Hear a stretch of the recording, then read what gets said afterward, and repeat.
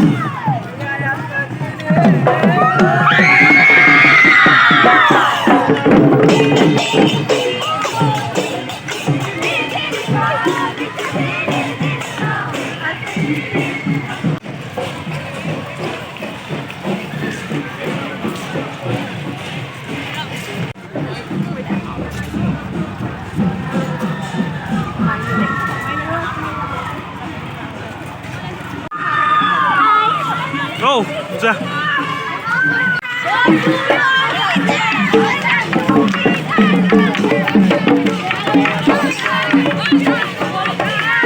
여보 나가면